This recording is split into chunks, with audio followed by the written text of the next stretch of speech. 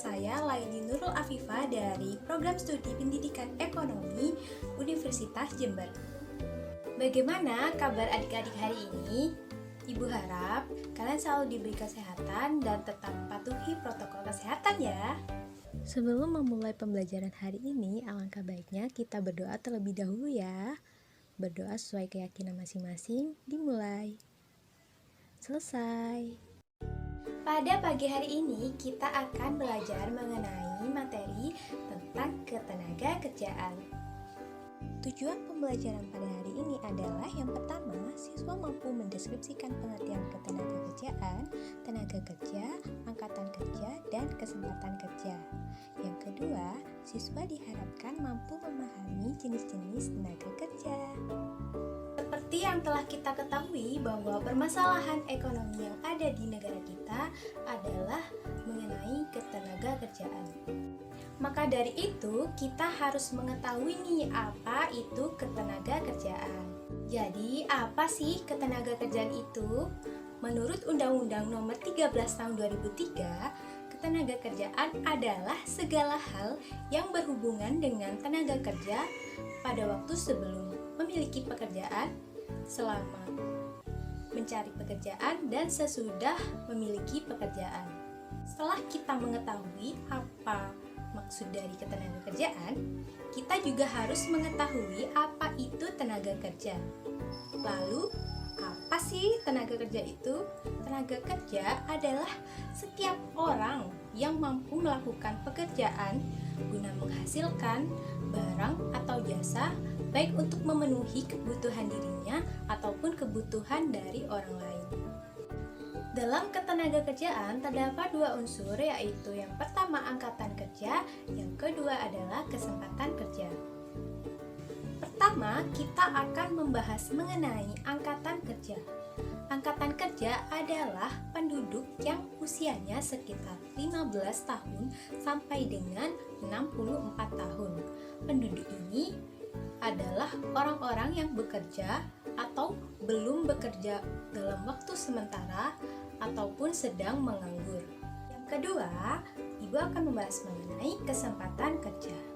Kesempatan kerja adalah ketersediaannya lapangan pekerjaan bagi angkatan kerja yang belum memiliki pekerjaan dan sedang membutuhkan pekerjaan. Setelah kita mengetahui apa arti dari kesempatan kerja, kita juga harus mengetahui apa saja faktor-faktor yang mempengaruhi kesempatan kerja ini.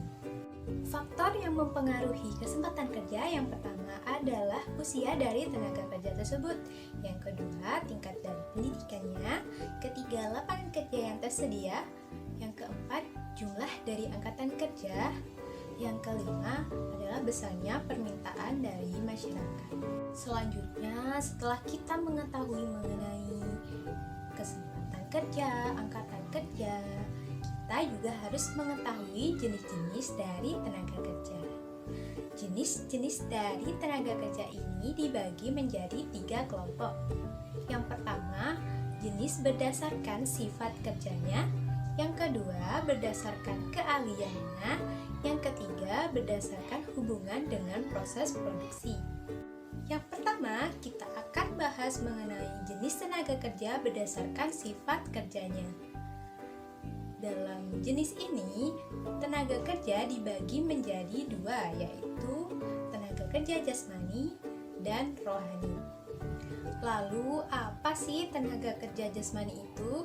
Tenaga kerja jasmani adalah tenaga kerja yang dalam kegiatannya lebih banyak mengandalkan tenaga fisik dalam melaksanakan proses produksi. Contohnya adalah pekerja bangunan, sopir, dan penyapu jalanan. Lalu, tenaga kerja rohani itu apa?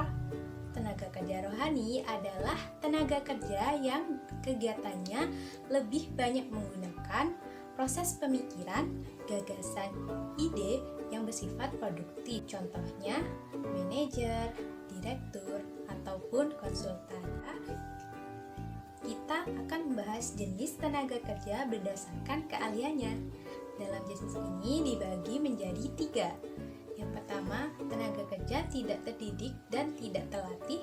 Yang kedua, tenaga kerja terdidik. Yang ketiga, tenaga kerja terlatih. Tenaga kerja terdidik dan tidak terlatih, ya, tenaga ini adalah tenaga kerja yang tidak memerlukan pendidikan dan pelatihan terlebih dahulu, karena pekerja ini hanya mengandalkan tenaga dia saja. Misalnya, para pesuruh, kuli bangunan, buruh gendong, atau pembantu rumah tangga. Sedangkan tenaga kerja terdidik adalah tenaga kerja yang memerlukan kemahiran pada suatu bidang melalui sekolah ataupun pendidikan. Contohnya adalah dokter, hakim, insinyur, dosen, ataupun polisi. Tenaga kerja terlatih itu adalah tenaga kerja yang memerlukan latihan terlebih dahulu supaya ia bisa mendapatkan pengalaman kerja yang bisa digunakan untuk melakukan pekerjaan tersebut. Contohnya tukang masak, pelayan toko, penjahit, ataupun montir. Untuk jenis tenaga kerja yang ketiga adalah berdasarkan hubungannya dengan proses produksi. Dalam jenis ini dibagi menjadi dua. Yang pertama, tenaga kerja langsung. Yang kedua adalah tenaga kerja tidak langsung. Lalu, tenaga kerja langsung itu apa? Tenaga kerja langsung itu adalah tenaga kerja yang bekerja di pabrik atau perusahaan yang berkaitan langsung dengan proses produksi, dan biasanya biayanya dikaitkan pada biaya produksinya. Contohnya adalah karyawan bagian produksi. Nah, kalau tenaga kerja tidak langsung ini yaitu tenaga kerja yang berada di pabrik atau perusahaan yang tidak terlibat secara langsung pada proses produksinya, dan biayanya dikaitkan pada biaya operasional pabrik. Contohnya adalah tenaga kerja bagian penjualan, marketing, atau periklanan. Setelah kita mengetahui pengertian, faktor-faktor, dan jenis-jenis dari tenaga kerjaan, kita juga harus mengetahui masalah apa sih yang terdapat dalam ketenaga kerjaan di Indonesia ini. Masalah dalam ketenaga kerjaan ini terdapat 5, yaitu tingkat pengangguran yang tinggi. Yang kedua, jumlah angkatan kerja yang tinggi. Yang ketiga, tingkat pendidikan dan keterampilan yang rendah. Yang keempat, penyebaran angkatan kerja yang tidak merata. Dan yang terakhir adalah perlindungan kesejahteraan tenaga kerja yang belum maksimal. Jika terdapat masalah dalam ketenaga kerjaan, maka harus dilakukan upaya untuk mengatasi permasalahan tersebut. Jadi, upaya apa sih yang bisa dilakukan untuk mengatasinya?